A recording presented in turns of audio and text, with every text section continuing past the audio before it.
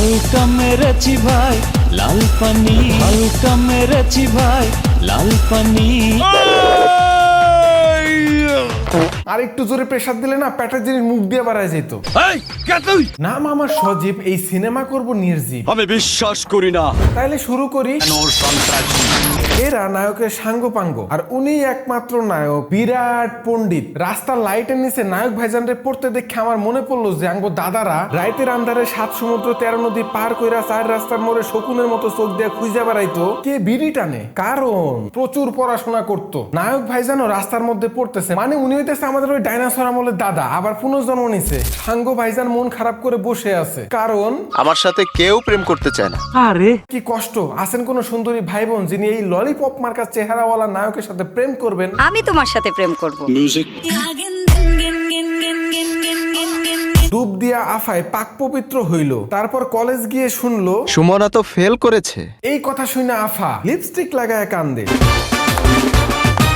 মেয়ে পরীক্ষার ডাব্বা মারছে, এদিকে বাপে পার্টি করতেছে। ভাই রে ভাই, এমন বাপ আমি আমার বাপের জন্মেও দেখি নাই। মেয়েকে পাশ করাইতে নেতা যায় কলেজে, টাকলা প্রিন্সিপাল বুদ্ধি দেয়, রাত যদি আপনার মেয়েকে পড়ানোর দায়িত্বটা নেয়, আপনার মেয়ে 100% পাশ করবে।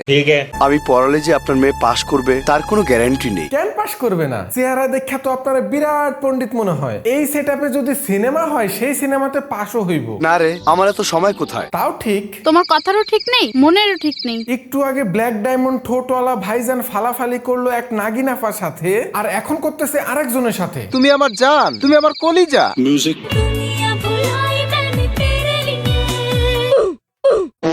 নেতার মেয়েকে পড়াবে না দেখা নেতা অস্ত্র মামলায় ফাঁসায় দেয় ললিপপ ভাইয়াকে। জায়গায় জায়গায় হাত জোড়া দিয়েও বান্দারে ছাড়াইতে পারে না। আরে সবাই আপনাদের মতো নিষ্ঠুর। কত করে বলি একটু সাবস্ক্রাইবটা করেন তো না। একটু সাবস্ক্রাইবটা করে নিষ্ঠুরতাটা একটু কমান। আরে করেন না। 14 বছর সশ্রম কারাদণ্ডে দণ্ডিত করিল। আরে আপনার চেহারা দেখা ঠিকই ভাবছিলাম আপনি আসলে একটা বিরাট পণ্ডিত। পড়াইতে রাজি হইলে তো এখন এত বড় মারাটা খাওয়া লাগতো না। রাজকে জেলে ভরে, ভিলেন করে ফুর্তি, সিনেমা ড্রেনে ফেলে, চেনে লেখে সেক্সি। একটু হালকা মেরেছি ভাই লাল পানি। মেয়ে সেক্সি লেখা সেন পড়ছে, অথচ বাপের কোনো চিন্তাই নাই। বাপ রে বাপ, সেই বাপ। বাপে ভুল করছে, মেয়ে যায় ক্ষমা চাইতে। আমাকে তুমি ক্ষমা করে দাও। জেলখানায় যাওয়ার জন্য যেই পরিমাণে মেকআপ করছেন তাতে তো আপনারা এমনিতেই ক্ষমা করে দেওয়া উচিত। এই সিনেমাতে কিছু অস্কার জয়ী লাইন আছে যেগুলো শোনার পরে আপনি বলবেন বানাইছেন, এটা বলে প্রশংসা করবেন। আসামি ধরি সাই সাই পদবি আমারে চাই। নাম আমার ফরহাদ, আমি দিনকে করতে পারি রাত। মেরে করব ভাজ, করতে পারবি না কাজ। নাম আমার রাজ। মদ খেতে খেতে হলাম ফানি, নাচের উঠবে এবার ঝলকানি। নেতা ফরহাদ, এবার ভাঙবো তোর 2 দ্বারা করাত।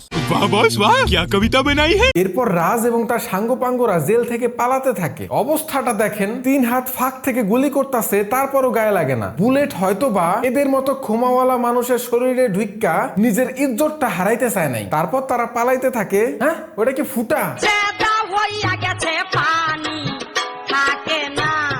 দেখেন ভাই, সবকিছু নিয়ে ফাইজলামি করতে পারবো না। জেলখানায় পাংখা নাই, তাই জায়গা মতো ফুটা করে দিছে যেন পর্যাপ্ত পরিমাণে আলো বাতাস শরীরের মধ্যে ঢুকতে পারে। এইখানে তো ট্রল করার মতো কিছু হয় নাই। এইদিকে গুন্ডা বাহিনী কাজী হায়াত স্যারের হায়াত কমায় দিছে।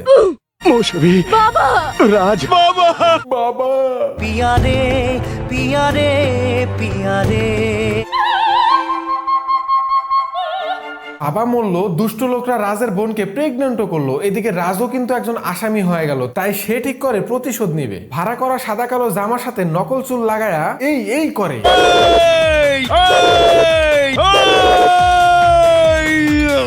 আমার যখন কষ্ট লাগে তখন আমি আরো কষ্টের গান শুনি, কারণ আমি জানি কষ্ট কষ্ট কাটাকাটি, আনন্দ ফাটাফাটি। কিন্তু রাজ ভাই গেলে, অনেক গেলে, তারপর হাত কাটে।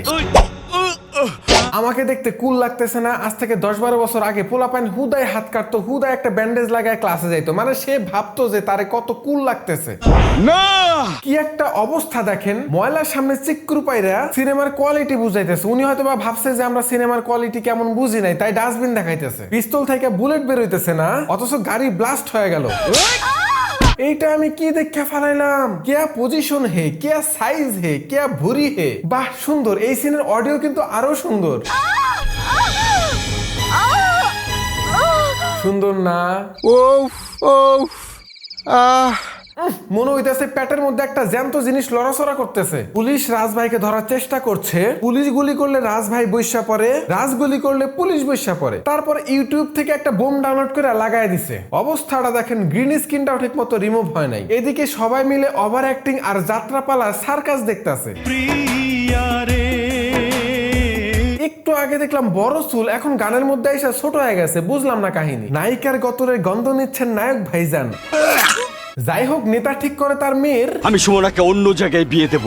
প্রচন্ড কষ্টের নায়ক আফার বাসার সামনে গিয়ে গান গেয়ে ডাকে, আর নায়িকা আফাও আসে। কেউ গুলি করে না, তাও গুলি খায় মইরা যায় রাজ। হাসপাতালে নেওয়া হয়, আফায় দোয়া করে, কিন্তু অটোপাস ডাক্তার বলে সে তো মারা গেছে।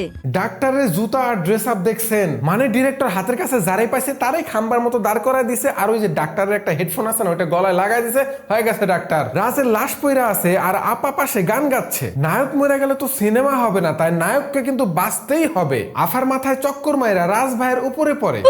ইস রে, অল্পের জন্য মোমবাতির উপরে যায় পড়লো না। যাই হোক, আপনাদের কাছের মানুষ যদি গুলি না খায় আপনি মরে যায়, তাহলে এরকম মোমবাতির একটু হালকা উপরে পড়ে যাবেন, দেখবেন জ্যান্ত হয়ে গেছে। রাজকে মারার জন্য গুন্ডা আসতেছে, নায়িকা আফা রাজকে নিয়ে পালাচ্ছে। অবস্থাটা দেখেন ভাই, তুই তো নিজেই হাঁটতাছস, তাইলে আফায় ধরছে কেন তোরে? তোরা ভাই সিনেমার মধ্যে যে হারে রং দেখাইতেছস, একটা রং ধনুর মধ্যে এত রং নাই। গুন্ডা আসে, লাথি মারে, লাথি খায় বান্দা নিঃশ্বাস নিতে পারতেছে না।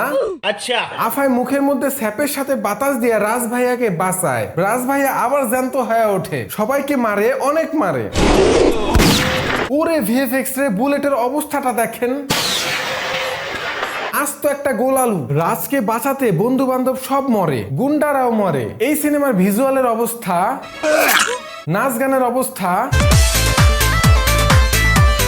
কি ডিরেক্টর ভাই, আপনি কি দেখাইতেছেন? যদি এই গতরটাই বিভিন্ন পজিশনে দেখাইলে সিনেমা হয়ে যেত, তাহলে কিছু কিছু ওয়েবসাইট নেটফ্লিক্সেরও ছাড়াই যেত। মিশা ভাইয়ের কণ্ঠ তো অরিজিনাল নাই, আবার ডাবিংটার কোয়ালিটিও। আমার মনে হয় কি, সিনেমাটার নাম কেন সন্ত্রাসী না দিয়ে বমি সন্ত্রাসী দেওয়া দরকার ছিল। আরেকটা ছোট্ট ইনফরমেশন দেই, এই সিনেমাটার ম্যাক্সিমাম শুটিং করা হয়েছে রংপুরের স্বপ্নপুরী নামের একটা পার্কে, যেখানে আমি নিজে একবার ঢুকছিলাম 100 টাকার টিকিট কাটটা। তাইলে বুঝেন যে এই সিনেমার বাজেটটা কত। কেন সন্ত্রাসীর মতো সিনেমাই আমাদের সিনেমাকে একদম ভরে দিচ্ছে। সারা বিশ্ব ভাই আগায় যেতেছে আর আমরা যেতেছি পিছনের দিকে। এই সব আর ভাল লাগে না। তোমরা থাকো, আমি যাই। হ্যাঁ, জায়গা আবার মেজাজটা গরম হয়ে গেলে কখন আবার কারো টান মারবো, তার থেকে জায়গা এটাই ভালো। তবে ভিডিও ভালো লাগলে অবশ্যই চ্যানেলটা সাবস্ক্রাইব আর ভিডিওটা শেয়ার করতে ভুলবেন না। দেখা হবে নতুন কোনো ভিডিওতে। টাটা। একটু হালকা মেরেছি ভাই লাল পানি।